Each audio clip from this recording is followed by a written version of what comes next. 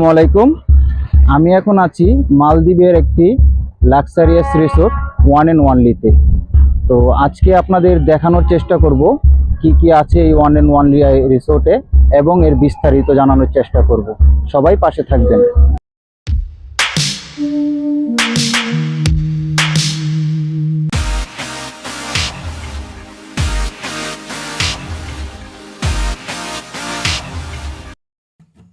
যেটি থেকে শুরু হলো আমাদের রোমাঞ্চকর যাত্রা ওয়ান এন্ড ওয়ানলি রিত্রা রিসোর্টের পথে। নীল সমুদ্রের বুকে কাঠের জেটি পেরিয়ে আমরা রওনা দিলাম বিলাস আর সৌন্দর্যের দ্বীপে, যেখানে আমাদের জন্য অপেক্ষা করছে রিসোর্ট লিগ ফুটবল গেমের উত্তেজনা।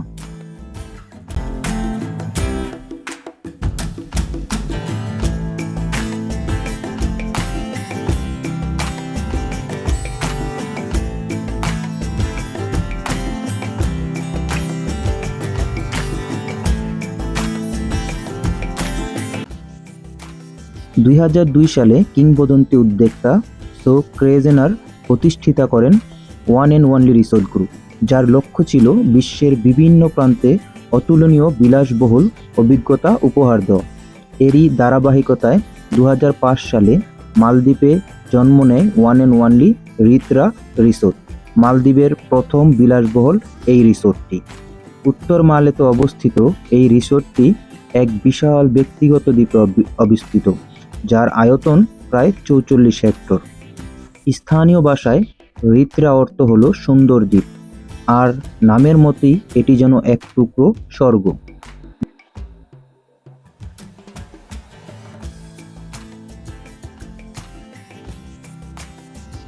আমাদের সম্মানিত সাপোর্টাররা স্পিড বোট থেকে নামছে এখন। Welcome to one and only রিত্রা। হাঁটার পথে সর্বপ্রথম চোখে পড়ল বাচ্চাদের এই সুন্দর কিডস জোনটা, যা রিসেপশনের খুব কাছেই রয়েছে। সুন্দর এই রিসেপশনটির সামনেই রয়েছে সবুজ বাগান, নারকেল গাছ আর ঐতিহ্যবাহী মালদ্বীপিয়ান স্ট্রাস, যা সত্যিই মনকে ছুঁয়ে যায়। মাঝখানে ঘাসে ঢাকা সবুজ লন, চারপাশে কালো পাথরের বর্ডার দিয়ে সাজানো। দুপাশে বড় বড় মাটির ডেকোরেটিভ পাত্র, যেগুলো গাছপালায় ভরা, যা রিসোর্টটির স্বাভাবিক ন্যাচারাল থিম বজায় রাখে। প্রবেশপথের সামনে খোলা গেটের মতো কাঠের ছাদমুক্ত কাঠামো, ডান বাম দুদিকে নারকেল গাছ ও লুশ গার্ডেন, যা একদম রিসোর্টের বিলাসবহুল অথচ প্রাকৃতিক পরিবেশ ফুটিয়ে তোলে। রাস্তা খুবই পরিষ্কার, সাদা বালি দিয়ে তৈরি করা, যেখানে সহজে বাগি বা পায়ে হেঁটে যাওয়া যাবে। এটা আসলে গেস্টদের জন্য এক ধরনের ফ্যান্টাস্টিক ওয়েলকাম ভিউ, যা প্রথম নজরে প্রকৃতির সাথে মিশে থাকা বিলাসিতা অনুভব করানোর জন্যই সাজানো।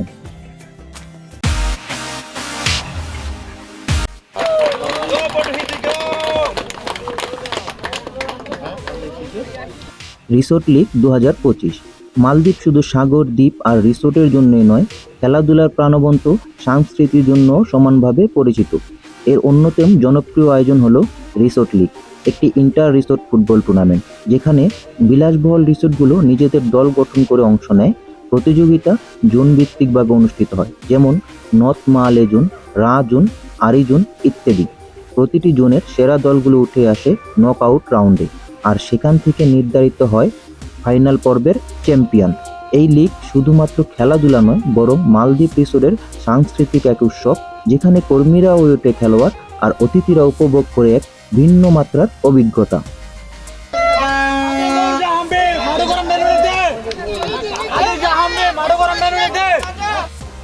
কোকোবোর্ড হইতি বনাম বারোস এর 18তম ম্যাচটি ছিল সমান তালে লড়াইপূর্ণ। ম্যাচ শেষে স্কোর দাঁড়ায় 1-1, ফলে দুই দলই পয়েন্ট ভাগাভাগি করে মাঠ ছাড়ে। এই ড্রয়ের ফলে টুর্নামেন্টের পয়েন্ট টেবিলে প্রতিযোগিতা আরও উত্তেজনাপূর্ণ হয়ে উঠেছে। দর্শকদের জন্য ম্যাচটি ছিল দারুণ উপভোগযোগ্য, কারণ শেষ বাঁশি বাজা পর্যন্ত উত্তেজনা বজায় ছিল। রিসোর্ট লিগের সৌন্দর্য এখানেই। এটি শুধু একটি খেলা নয়, বরং দ্বীপ জীবনের প্রাণবন্ত উদযাপন, যেখানে দলগত চেতনা আর আনন্দ একসাথে মিশে যায়।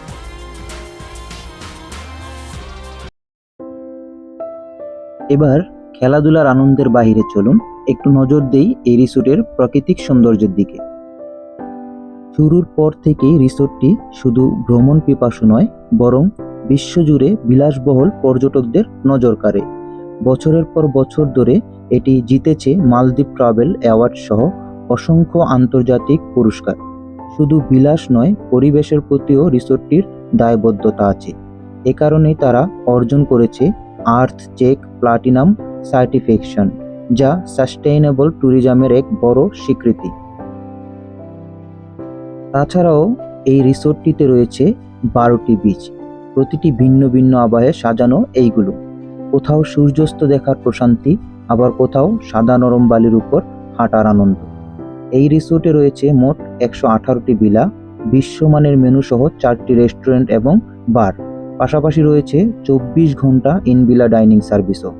তার সাথে আরও রয়েছে স্পা, ফিটনেস সেন্টার ও কিডস জোন।